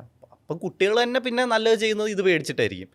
അങ്ങനെ ചെയ്യുന്നതിൻ്റെ പകരം ചെറുപ്പത്തിലെ സ്നേഹത്തിൽ പറഞ്ഞ് മനസ്സിലാക്കുക, ആരും ഉപദ്രവിക്കാതിരിക്കുക, എല്ലാവരും മനസ്സിൽ ജീവിക്കാൻ തുടങ്ങി അങ്ങനെ ഒരു സൊസൈറ്റി വളർന്നു വന്നോളൂ. ഓക്കെ, ഇപ്പം നേരത്തെ നമ്മൾ ലിമിറ്റ്സ് ഓഫ് റീസണിങ്ങിനെ പറ്റിയിട്ട് സംസാരിച്ചു, ആ വീഡിയോനെ പറ്റിയിട്ട്. അപ്പോൾ ആ ഒരു സമയത്തെന്ന് പറയുമ്പം ഞാൻ പേഴ്സണലി കുറേ കാര്യങ്ങളെപ്പറ്റി ഇങ്ങനെ ആലോചിച്ച് ഭയങ്കര എന്താ പറയുക ഈ റീസൺ ഇല്ലാണ്ട് നിൽക്കുന്ന ഒരു അവസ്ഥ ഉണ്ടല്ലോ. നമുക്ക് ചില കാര്യങ്ങളെപ്പറ്റി ആലോചിക്കുന്ന സമയത്ത് ഭയങ്കര പാനിക്കാവും, നമുക്ക് പേടിയാവും. അയ്യോ ഇതെന്താ ഇത് കഴിഞ്ഞോ, അതിൻ്റെ റീസൺസ് കഴിഞ്ഞോ. ഇപ്പോൾ ഫോർ എക്സാമ്പിൾ ഞാൻ ആലോചിക്കാറുള്ളൊരു കാര്യമാണ് നമ്മളെ ഭൂമി, അതിൻ്റെ എന്താണ്, ഭൂമി ഇങ്ങനെ നിൽക്കുന്നുണ്ടല്ലോ, അതിൻ്റെ ഗ്രാവിറ്റിയുടെ ഒരു കാരണങ്ങൾ കൊണ്ടും പിന്നെ സൂര്യൻ പിടിച്ച് വലിക്കുന്ന കാരണം ഭൂമി നിൽക്കുന്നു. ഇത് ഭൂമി നിലത്ത് വീണാൽ ഭൂമി എവിടേക്കാണ് പോവുക എന്നാലോചിച്ചിട്ട് ടെൻഷനാവും. ഇത് എവിടേക്ക് പോവുക, വീഴാൻ സ്ഥലം നമുക്കറിയില്ല യൂണിവേഴ്സ് എത്ര വലുതാണെന്നുള്ളത്. ഇങ്ങനത്തെ ചില കാര്യങ്ങളൊക്കെ ആലോചിച്ചിട്ട് ചുമ്മാ ടെൻഷനാവും. മരിച്ചാൽ എന്താ സംഭവിക്കാൻ പോണത്, മരിച്ചു കഴിഞ്ഞാൽ നമുക്കിങ്ങനെ കാണാൻ പറ്റിയ നമ്മൾ എന്ത് ചെയ്യും, ആൾക്കാരൊക്കെ വന്ന് എടുക്കുന്നത് കണ്ട വൺ ടെൻഷനാണ് ഇതൊക്കെ ആലോചിച്ചിട്ട്. അപ്പോഴാണ് എനിക്ക് ആക്ച്വലി ആനന്ദിൻ്റെ വീഡിയോ കാണുന്നത്. അപ്പോൾ കുറച്ച് സമാധാനമായി. ഓക്കെ ഇങ്ങനത്തെ കാര്യങ്ങൾക്കൊക്കെ റീസൺസിന് ലിമിറ്റ് ഉണ്ട്. ആനന്ദ് അങ്ങനെ എന്തെങ്കിലും കാര്യങ്ങളെക്കുറിച്ച് ആലോചിച്ചിട്ട് പാനിക് ആവാറുണ്ടോ? അല്ലെങ്കിൽ ഈ ആലോചന എന്ന് പറഞ്ഞാൽ കുറച്ച് നമ്മൾ സൂക്ഷിച്ച് ചെയ്യേണ്ട കാര്യമാണ്. 2 തരം കാര്യങ്ങൾ നമുക്ക് ആലോചിക്കാം. നമുക്ക് ഉത്തരം കിട്ടുന്ന ചോദ്യങ്ങൾക്ക് വേണ്ടി ഇരുന്ന് കഠിനമായിരുന്ന് ആലോചിക്കാം, ഉത്തരം കിട്ടാത്ത ചോദ്യങ്ങൾക്ക് വേണ്ടി കഠിനമായിരുന്ന് ആലോചിക്കാം. ഉത്തരം കിട്ടുന്ന ചോദ്യങ്ങൾക്ക് വേണ്ടി ആലോചിക്കുന്ന ആക്ച്വലി ഒരു നല്ല കാര്യമാണ്. മേ ബി ഒരുപാട് സയൻറ്റിഫിക് പ്രോഗ്രസ് ഒക്കെ സംഭവിച്ചിട്ടുള്ളത് അത് കാരണം. പാനുഷ നേരത്തെ ഇപ്പോൾ പറഞ്ഞ എക്സാമ്പിളിൽ ഒരു ഉത്തരം കിട്ടുന്ന ചോദ്യമാണ് ഭൂമി നിലത്ത് വീണാൽ എന്ത് സംഭവിക്കുന്നത്. ഫസ്റ്റ് ഈ ഭൂമി നിലത്തോട്ട് വീഴില്ല. ഇപ്പം ഗ്രാവിറ്റി ഇൻസ്റ്റൻ്റ്ലി സ്റ്റോപ്പ് ചെയ്താൽ ഭൂമി ഇങ്ങനെ ഒരു ടാൻജൻഷ്യലി ഇങ്ങനെ അങ്ങ് പോകും. നിലത്തോട്ട് ഭൂമിയെ വലിക്കാൻ ഒന്നും ഇല്ലാത്ത സ്ഥിതിക്ക് ഭൂമി നിലത്തോട്ട് പോകില്ല. ഇപ്പം എല്ലാം നിലത്തോട്ട് വീഴുന്ന ഭൂമി വലിക്കുന്നതുകൊണ്ടാണല്ലോ. ഭൂമിൻ്റെ താഴെ നിന്നൊന്നും വലിക്കാത്തതുകൊണ്ട് ഭൂമി നിലത്തോട്ട് അങ്ങ് പോകില്ല. ഭൂമി ഇങ്ങനെ അങ്ങ് ഒരു ടാൻജൻഷ്യലി ഇങ്ങനെ അങ്ങ് പോവും. സൺ പെട്ടെന്ന് വാനിഷ് ചെയ്യാണ്, സൺ ദൈവം വന്ന് ഇല്ലാണ്ടാക്കിയെന്ന് വിചാരിച്ചോ. അങ്ങനെയാണെങ്കിൽ ഭൂമി ഒരു ടാൻജൻ്റ് സ്ട്രെയിറ്റ് ഇങ്ങനെ അങ്ങ് പോകും, അല്ലാണ്ട് നിലത്ത് പോകും. അങ്ങനെ ഇതൊരു സയൻറ്റിഫിക് ക്വസ്റ്റ്യൻ ആണ്. ഇതിനെപ്പറ്റി എത്ര ആലോചിക്കുന്നോ അത്രയും നല്ലത്, കൂടുതൽ ഉത്തരങ്ങൾ കിട്ടും. ഇത്രയും കിട്ടാത്ത ചോദ്യമാണ് രണ്ടാമത് പറഞ്ഞ എക്സാമ്പിൾ. മരിച്ചു കഴിഞ്ഞാൽ എന്ത് പറ്റും? ഇതിൻ്റെ ഉത്തരം ഒരിക്കലും കിട്ടാൻ പോകുന്നില്ല. ചിന്തിച്ചാൽ നമ്മൾ ഇതിനെ റൂമിനേഷൻ എന്ന് വിളിക്കും. നമ്മൾ ഈ ഒരു ഉത്തരം കിട്ടാത്ത ചോദ്യത്തിരുന്ന് ചിന്തിച്ച് അത് നമ്മളെ പാനിക്കിലേക്ക് കൊണ്ടുപോകും. ഇങ്ങനത്തെ ഒരുപാട് ചോദ്യങ്ങൾ. ജീവിതത്തിൻ്റെ അർത്ഥം എന്താ? ഇരുന്ന് ആലോചിക്കുക 2-3 മണിക്കൂർ, ഒരു ഗുണവുമില്ല. അവസാനം വെറുതെ ആങ്സൈറ്റി കയറി സീനോ. അത് ഭയങ്കര അൺഹെൽത്തി പ്രാക്ടീസാണ്. അപ്പോൾ ഉത്തരം കിട്ടാത്ത ചോദ്യങ്ങളെ പറ്റി ജനറലി നമ്മൾ അങ്ങനെ ചിന്തിക്കരുത്. കാരണം എന്ത് പോയിന്റ്, എന്തായാലും ഉത്തരം കിട്ടില്ല. ആ അൺസർട്ടനിറ്റി വെച്ച് നമ്മൾ ജീവിക്കാൻ പഠിക്കണം ജനറലി. അതാണ് എൻ്റെ ഉത്തരം എനിക്ക് അറിയാൻ പറ്റില്ല. Be comfortable with that. ഉത്തരം കിട്ടുന്ന ചോദ്യങ്ങളെ പറ്റി എത്ര ആലോചിക്കുന്നോ അത്രയും നല്ല പ്രോഗ്രസ് ഉണ്ടാക്കാം സയൻറ്റിഫിക്കലി. അല്ലെങ്കിൽ നമുക്ക് നമ്മളൊരു ക്യൂരിയോസിറ്റി സാറ്റിസ്ഫൈ ചെയ്യാൻ വേണ്ടി. എനിക്കെപ്പോഴും ഭയങ്കര കൺഫ്യൂഷനുള്ളൊരു ചോദ്യമാണ്. അതായത് എന്തായാലും എല്ലാവരും മരിക്കും, നല്ല ആൾക്കാരുണ്ട് പൊട്ട ആൾക്കാരുണ്ട്, നമ്മളിങ്ങനെ നല്ലത് മാത്രമൊക്കെ ചെയ്ത് ജീവിക്കും. ഭയങ്കര സീന. അതൊക്കെ ആലോചിച്ചിട്ട് എത്ര ആൾക്കാർ മരിക്കുന്നു, കുട്ടികൾ മരിക്കുന്നു, ഇതൊക്കെ ആലോചിച്ചിട്ട് ഭയങ്കര ടെൻഷനാക്കും. നമുക്ക് ചില കാര്യങ്ങളെ പറ്റി നമുക്ക് അപ്പം അങ്ങനെയാ. ഇപ്പോൾ നമ്മൾ ഇങ്ങനത്തെ കാര്യങ്ങളെ പറ്റി അധികം ചിന്തിക്കാൻ പോകുന്ന അത്ര ഒരു ഹെൽത്തി ഹാബിറ്റ് അല്ല. മാറ്റണം. കാരണം നമ്മളിങ്ങനെ എന്തെങ്കിലും സൊല്യൂഷൻ കണ്ടുപിടിക്കാൻ ശ്രമിച്ചുകൊണ്ടിരിക്കും, നമുക്ക് സൊല്യൂഷൻ കിട്ടുകയില്ല, നമ്മളെ കുറച്ചുകൂടെ പാനിക്കിലേക്ക് കൊണ്ടുപോകും. ഫുൾ കോർട്ടെക്സ് ബേസ് തിങ്കിങ് ഇങ്ങനെ പൊയ്ക്കൊണ്ടേയിരിക്കും. അത്ര. നിങ്ങളുടെ പൊതുവെയുള്ള റിച്വൽസ് എന്തൊക്കെയാണ് ഇങ്ങനെ ഒരു വീഡിയോയ്ക്ക് വേണ്ടി പ്രിപ്പയർ ചെയ്യാനായിട്ട്? അല്ലെങ്കിൽ ഒപ്പം 2 ചാനൽസ് ഉണ്ടല്ലോ, രണ്ടും എക്സ്ട്രീംലി ഡിഫറെൻ്റ് ആണ്, രണ്ടും തമ്മിൽ യാതൊരു ബന്ധമില്ല. ഇത് ചെയ്യുന്ന ആളാണ് അതെന്ന് പറഞ്ഞിട്ടുണ്ടെങ്കിൽ ആരും വിശ്വസിക്കില്ല. അപ്പോൾ നിങ്ങളുടെ പൊതുവെയുള്ള റിച്വൽസ് എന്താണ് ഇതിന് വേണ്ടിയിട്ട്? എൻ്റെ അടുത്ത് ഇപ്പോൾ ആൾക്കാർ ഇടയ്ക്ക് ചോദിക്കാറുണ്ട്, നിങ്ങൾ ഇതിൽ ഏതി കാണുന്നതാണ് നിങ്ങളുടെ യഥാർത്ഥ സ്വഭാവം? നിങ്ങൾ അപ്പൂപ്പൻ ബോയ്സിൽ കാണുന്ന ആളാണോ, നിങ്ങൾ നിസ്സാരത്തിൽ കാണുന്ന ആളാണോ? അപ്പോൾ എനിക്ക് രണ്ടും പയ്യന്മാർ എൻ്റെ ഇത് തന്നെയാണ്. പക്ഷേ ഒരു ഇൻക്ലിനേഷൻ ഉണ്ടായിരിക്കും ഏതെങ്കിലും ഒരു സൈഡിനോട്. ഇപ്പം ഞാൻ കൂടുതൽ അപ്പൂപ്പൻ ബോയ്സിൻ്റെ മൈൻഡിലാണ്, ഞാൻ കുറച്ച് ചില്ല് ചെയ്യുന്ന മൈൻഡിലാണ്. അപ്പം ഞാൻ കുറച്ച് അതുപോലെ ആയിരിക്കും ഞാൻ സംസാരിക്കുന്നതും ഇടപെടുന്നതും ഒക്കെ ആൾക്കാരുമായിട്ട്. പക്ഷേ വേറെ സമയങ്ങളിൽ ഇപ്പോൾ ഒരു വർഷം മുമ്പാണെങ്കിൽ ഞാൻ ഫുൾ നിസാരസുള്ള, ഞാൻ കുറച്ചുകൂടെ സീരിയസ് ആയിട്ടാണ് സംസാരിക്കുന്നത്, അങ്ങനത്തെ ഇതൊക്കെ. അപ്പോൾ എൻ്റെ റുട്ടീൻ എന്ന് പറയുകയാണെങ്കിൽ, ഇപ്പം ഞാൻ പറഞ്ഞല്ലോ ഒരു സ്ക്രിപ്റ്റ് എഴുതി, അതിൻ്റെ ഡിസ്കഷൻ കുറച്ച് കറക്ഷൻസ്, ഇപ്പോൾ അടുത്ത മീറ്റിങ്ങിന് മുമ്പ് കുറച്ച് കറക്ഷൻസ് വരുത്തിക്കൊണ്ടിരിക്കുകയായിരുന്നു രാവിലെ. അതിനുശേഷം ഞാനായിരുന്നു ഈ വള്ളിക്കെട്ട് എന്ന് പറഞ്ഞ സിനിമയിരുന്ന് കണ്ട് ഫുഡ് കഴിച്ച് വള്ളിക്കെട്ടൊക്കെ കണ്ടുകൊണ്ടിരുന്നത്. പിന്നെ എന്തെങ്കിലും സമയം കിട്ടുമ്പോൾ ഞാനിപ്പോൾ കുറച്ച് ക്വാണ്ടം മെക്കാനിക്സ് ഒക്കെ വായിച്ചുകൊണ്ടിരിക്കുക, ആ സാധനം ചെയ്യും. പിന്നെ കുറച്ച് ഐഡിയാസ് ഇങ്ങനെ മൈൻഡിലുണ്ട് ഒരു സ്റ്റോറി എഴുതുന്നതിനെ പറ്റി, ഷോർട്ട് സ്റ്റോറീസ്. എനിക്കൊരു ഷോർട്ട് സ്റ്റോറിയുടെ ഒരു ബുക്ക് പബ്ലിഷ് ചെയ്യണമെന്നുണ്ട്. അപ്പോൾ അങ്ങനത്തെ കുറച്ച് ഇങ്ങനെ കുറേ ഇങ്ങനെ റാൻഡം ഐഡിയാസ് ഇങ്ങനെ കാര്യങ്ങൾ ഇങ്ങനെ ചെയ്തുകൊണ്ടിരിക്കും. അപ്പോൾ ഒരു ബാലൻസ് ഉണ്ട്. ഈ നിസ്സാരം കുറേ നാൾ ചെയ്തുകൊണ്ടിരുന്നാൽ നമ്മൾ ഈ ഭയങ്കര ഒരുമാതിരി ലോജിക്കൽ ഹ്യൂമനാവും. അത് കുറച്ച് ബോറാണ്. നമ്മളെല്ലാത്തിനെയും പറ്റി റാഷണലായിട്ട് ചിന്തിക്കാൻ തുടങ്ങും. അത്ര രസമുള്ള പരിപാടിയല്ല അത്രയും ചെയ്താൽ. അപ്പം നമുക്ക് ഈ വള്ളിക്കെട്ടൊക്കെ കാണുമ്പോഴാണ് നമ്മൾ തിരിച്ച്, അല്ലെങ്കിൽ കുറച്ച് കഥ എഴുതുമ്പോൾ നമ്മൾ കുറച്ചൊരു ക്രിയേറ്റീവ് സ്പേസിലോട്ട് പോകും, നമ്മൾ കുറച്ചൊരു ലോജിക്കൊക്കെ ഒന്ന് മാറ്റി വയ്ക്കും. ഫുൾ ടൈം അത് ചെയ്തുകൊണ്ടിരുന്ന നമ്മളൊരുമാതിരി ലോജിക്ക് ഉപയോഗിക്കാത്തൊരു മനുഷ്യനായി പോകും. അപ്പം നമുക്ക് കുറച്ചൊരു നിസ്സാരമൊക്കെ ചെയ്യുന്നത് ഫുൾ. അപ്പം ഒരു രണ്ടിൻ്റെ ഒരു ബാലൻസ് ഇങ്ങനെ. ഈ അപ്പൂപ്പൻ ആൻഡ് ബോയ്സ് ഫാൻസിന് വേണ്ടി ചോദിക്കട്ടെ, നിങ്ങൾ വള്ളിക്കെട്ട് ശരിക്കും 2 കൂടുതൽ തവണ കാണുമെന്ന് പറഞ്ഞ സത്യ? ഞാൻ ഓൾറെഡി വള്ളിക്കെട്ട് ഒരു 10 തവണയെങ്കിലും കണ്ടിട്ടുണ്ട്. ഓൾറെഡി കണ്ടിട്ടുണ്ട് 10 തവണ. ഇനി ഞാൻ 2-3 തവണ കൂടെ എങ്കിലും കാണും. ചില പോർഷൻസിൽ ഒരു തമാശ ഇല്ലാന്ന് എനിക്കൊരു 2 വ്യൂ കഴിയുമ്പോൾ മനസ്സിലാവും, സ്കിപ്പ് ചെയ്തിട്ട് കളയും. പക്ഷെ ഒരു 50% ഓഫ് ദ മൂവി കൂടുതൽ കണ്ടിട്ടുണ്ട് ഞാൻ ഒരു 10 തവണ. ഇപ്പൊ ഒരുമിച്ചിരുന്നല്ലാണ്. ഇപ്പൊ വീട്ടിൽ ഞാൻ മാത്രമേ ഉണ്ടായിരുന്നുള്ളൂ. കുറേ മാസം മുമ്പ് എല്ലാവരും ഉണ്ടായിരുന്ന സമയത്ത് നമ്മളെല്ലാം ഇത് കണ്ടത് ഒരു റൗണ്ട്, എല്ലാവരും കൂടി ഇരുന്ന് ഒരു റൗണ്ട് കണ്ടത്. ഇപ്പം വീട്ടിൽ ഞാൻ മാത്രമേ ഉള്ളൂ. അപ്പം ഞാൻ തന്നെ കുറച്ച് ഒന്നുകൂടെ ഇരുന്ന് കണ്ടുകൊണ്ടിരിക്കും. ഇതിനു വേണ്ടി എല്ലാത്തിനും വർക്ക് ചെയ്യും. അതാണ് എനിക്ക് ആനന്ദിനെ പറ്റി ഏറ്റവും ഇഷ്ടമുള്ള കാര്യം. എല്ലാത്തിനും കൃത്യമായ ഹോംവർക്ക് ഉണ്ട്. എൻ്റെ ഒരു ഫണ്ടമെൻ്റൽ ബിലീഫ് തന്നെ ലൈഫിൽ അതാണ്. ഞാനൊരു ഭയങ്കര ഒരു ആവറേജ്ലി ടാലൻറ്റഡ് ഹ്യൂമൻ ബീങ്. എനിക്ക് പ്രത്യേകിച്ച് ഒരു സാധനത്തിലും അമിതമായ കഴിവില്ല. അതിപ്പം യൂട്യൂബിലാണെങ്കിലും ഒരു എഡിറ്റിങ്ങിലാണെങ്കിലും റൈറ്റിങ്ങിലാണെങ്കിലും എന്ത് സാധനത്തിലാണെങ്കിലും കഴിവ് ഉള്ള ആളല്ല ഞാൻ. പക്ഷെ എനിക്ക് ഒരുമാതിരി ഔട്ട് വർക്ക് ചെയ്യാൻ പറ്റുന്ന ഞാൻ വിശ്വസിക്കുന്നു. എനിക്ക് വർക്ക് ചെയ്ത് എനിക്ക് ഒരുമാതിരി ആൾക്കാരെ തോപ്പിക്കാൻ പറ്റും. സ്കൂളിൽ പഠിക്കുമ്പോൾ പോലും ഞാൻ അത്ര ഭയങ്കര ഇന്റലിജന്റ് ഒന്നുമല്ല, പക്ഷെ എനിക്ക് ഔട്ട് വർക്ക് ചെയ്യാം. 2 മണിക്കൂർ വർക്ക് ചെയ്യുകയാണെങ്കിൽ ഞാൻ 4 മണിക്കൂർ വർക്ക് ചെയ്യും. ഞാൻ നല്ല പഠിക്കുന്ന, അങ്ങനെ ഞാൻ പഠിച്ചാണ് മാർക്ക് വാങ്ങിച്ചത്. അല്ല, എനിക്ക് ഈ കേൾക്കുമ്പോൾ ഒന്നും പെട്ടെന്ന് മനസ്സിലാവുകയും വാവ് ഗിഫ്റ്റഡ് ചൈൽഡ്, ഭയങ്കര ഒരു ആവറേജ്. എൻ്റെ ഐക്യു എടുത്ത് നോക്കിയാലും may be very average to above average ആയിരിക്കും. പക്ഷേ വർക്ക് ചെയ്യും ഞാൻ. അത് ഈ കൂറപ്പടം കാണുന്നതാണെങ്കിൽ കൂറപ്പടം ഇരുന്ന് കാണും, പണിയെടുക്കും ഞാൻ. അപ്പോൾ എനിക്ക് ഹേർട്ടാവുന്ന ക്രിറ്റിസിസവും അതെ എപ്പോഴും. അവൻ പണിയെടുത്തില്ല എന്ന് പറഞ്ഞാൽ എനിക്ക് കൊള്ളും. അവന് ബുദ്ധിയില്ല, അവൻ മണ്ടനാണ്, അവൻ ഫണ്ണിയല്ല, അവന് കഴിവില്ല, ഇതൊന്നും എന്നെ അത്ര ബോധർ ചെയ്യുന്ന കാര്യങ്ങളൊന്നുമല്ല. കാരണം ഇതെല്ലാം എനിക്ക് വലിയ പുത്തരി ഒന്നുമല്ല ഈ സാധനം. പക്ഷെ ഞാൻ പണിയെടുത്തില്ല എന്ന് പറഞ്ഞാൽ ഞാൻ ട്രിഗറാവും. Movie suggestions by Anantharaman. അനന്തരാമൻ്റെ സജഷനിലെ 3 forgotten Malayalam movies that deserves a rewatch. 3 forgotten Malayalam movies that deserve a റീവാച്ചോ? ഇസ്ര എന്ന് പറഞ്ഞൊരു സിനിമയുണ്ട്. അതൊക്കെ സീസൺ 1. ഒരുത്തൻ ഈഗിളാവുന്ന ഒരുത്തൻ, ഈഗിൾ മാൻ. അല്ല, അത് ഭദ്ര, അത് വേറെ. ഇസ്ര ഞാൻ ചിലപ്പോൾ ഒന്നുകൂടെ റിവ്യൂ ചെയ്യും കുറച്ചാണ്. ഇസ്ര ഭയങ്കര ഇൻട്രസ്റ്റിംഗ് സിനിമ. പിന്നെ ഏതാ ഒരുപാട് നല്ല സാൽമൺ 3D. നിങ്ങൾ ഭയങ്കര ഹിറ്റ് ആക്കി കുറച്ച് പടങ്ങളില്ലേ? കുറച്ച് മീംസ് ഒക്കെ ഉണ്ട്. സലാം കാശ്മീർ മീമുണ്ട്. ഏതാ തീവ്രവാദികളുടെ പടം? ചാവേർ പടയാണ്. പിന്നെ മറ്റേ ദേവ്ജി മറ്റേ പറഞ്ഞു എനിക്ക് ചില കാര്യങ്ങൾ പറയാനുണ്ട്. അതൊക്കെ നമ്മുടെ സാധനം. ഓക്കെ, അടുത്തത് ഒരു ഏറ്റവും ഇഷ്ടപ്പെട്ട ഒരു ഗിൽറ്റി പ്ലഷർ മൂവി എപ്പോഴും ഇരുന്ന് കാണുന്ന ബഡാ ദോസ്ത് അല്ലാതെ നല്ല പടമാണോ അതോ അല്ലെങ്കിൽ പൂറപ്പടങ്ങളുള്ള ഒരെണ്ണമാണോ? അതേതായാലും കുഴപ്പമില്ല. പ്രമോദ് പപ്പൻ്റെ മൂവീസൊക്കെ, എബ്രഹാം ആൻഡ് ലിങ്കൺ, എബ്രഹാം ആൻഡ് ലിങ്കൺ ഒക്കെ ഞാൻ ഇടയ്ക്ക് റീവാച്ച് ചെയ്യാറുണ്ട്. കുറച്ച് സ്ലോ അല്ലേ അത് നിങ്ങൾ ഇങ്ങനെ റീവാച്ച് ചെയ്യുന്ന? അല്ല, എബ്രഹാം ലിങ്കണോ എക്സ്ട്രീംലി ഫാസ്റ്റ് പേസ്ഡ്. അതിന്റെ ടൈറ്റിലാണ് സ്ലോ അല്ലേ? അതെ. പക്ഷേ എല്ലാം ഞാൻ ഒരുപാട്. പിന്നെ ലങ്ക എന്ന് പറഞ്ഞൊരു സിനിമയുണ്ട്, സുരേഷ് ഗോപി. ലങ്കൊക്കെ ഗിൽറ്റി പ്ലഷർ ആണ്. നമ്മൾ ഫാൻസ് ആണ്, ഹാർഡ് കോർ ഫാൻസ്. നിങ്ങൾ ചോദിക്കല്ലേ, ഡൗട്ടേ ഇല്ലേ, എല്ലാം നമ്മൾ കാണുന്ന. ഓക്കെ, നിസ്സാരം എപ്പിസോഡിന് സ്പാർക്ക് ചെയ്ത ഒരു പടം, ഏതെങ്കിലും ഒരു സിനിമ? Oppenheimer definitely. ഓപ്പൻഹൈമർ ഞാൻ ഭയങ്കര എൻജോയ് ചെയ്ത് കണ്ട ഒരു സിനിമ. പ്രോബ്ലി ബിക്കോസ് അതിൽ കാണിക്കുന്ന സയന്റിസ്റ്റിനെ ഒക്കെ പറ്റി ഞാൻ വായിച്ചിട്ടുണ്ട്. അപ്പോൾ എനിക്ക് അതിൽ ഓരോരുത്തരെ കാണിക്കുമ്പോഴും ഞാൻ ഇങ്ങനെ ഏതൊരു മാസ് ഹീറോനെ ഇൻട്രൊഡ്യൂസ് ചെയ്യുന്ന പോലെ. പിന്നെ ഓപ്പൻഹൈമറുടെ ജനറലി അതിൽ ഓപ്പൻഹൈമർ അവരെ പഠിപ്പിക്കുന്ന സീനൊക്കെ കാണുമ്പോൾ നമ്മളിങ്ങനെ ചെറുതായിട്ടൊന്ന് ഇൻസ്പയർ ആവും. നല്ലപോലെ എടുത്തിട്ടുണ്ട്. ഓക്കെ, വേൾഡ്ലി പെർസ്പെക്റ്റീവിനെ കുറിച്ച് ഭയങ്കര മാറ്റം വരുത്തിയ ഏതെങ്കിലും ഒരു സിനിമ? എനിക്ക് വേൾഡ് പെർസ്പെക്റ്റീവ് എനിക്ക് അറിഞ്ഞുകൂടാ. എനിക്ക് സിനിമേനെ പറ്റി മാറ്റം വരുത്തിയത് ഞാൻ ഈ ഇടയ്ക്കല്ല, ആക്ച്വലി 2 വർഷം മുമ്പ് അനന്തരം എന്ന് പറഞ്ഞൊരു സിനിമ ഉണ്ടായിരുന്നു, അടൂർ ഗോപാലകൃഷ്ണൻ.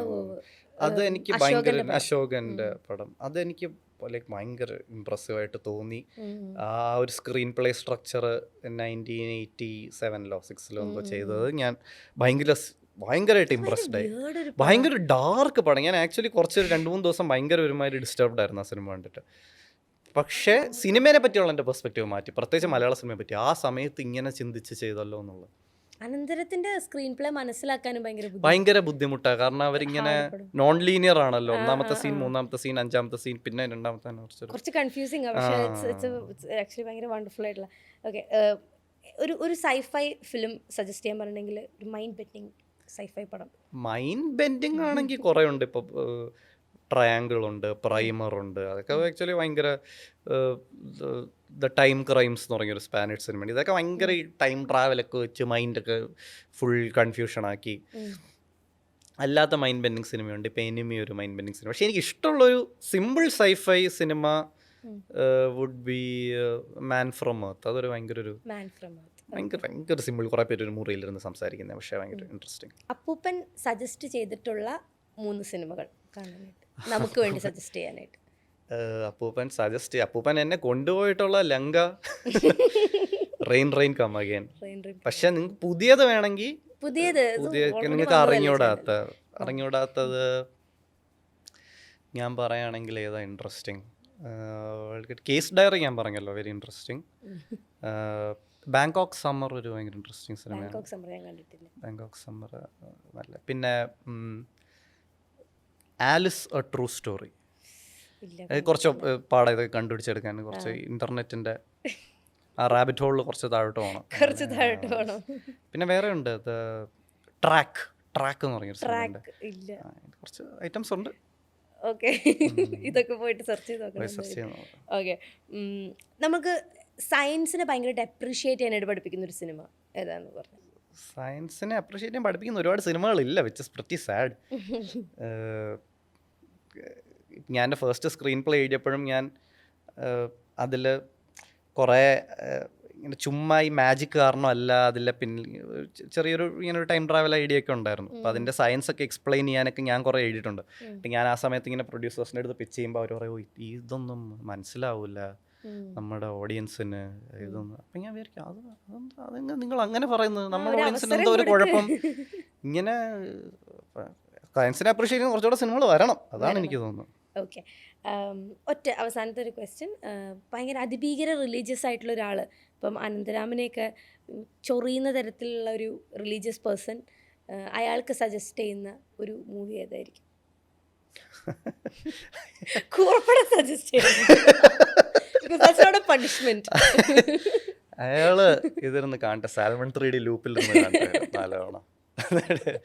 എനിക്ക് സിനിമ അത്ര ജനറലി ഡയറിങ് ആണോ ദൈവവിശ്വാസത്തിനെയൊക്കെ ചോദ്യം ചെയ്യാനായിട്ട്?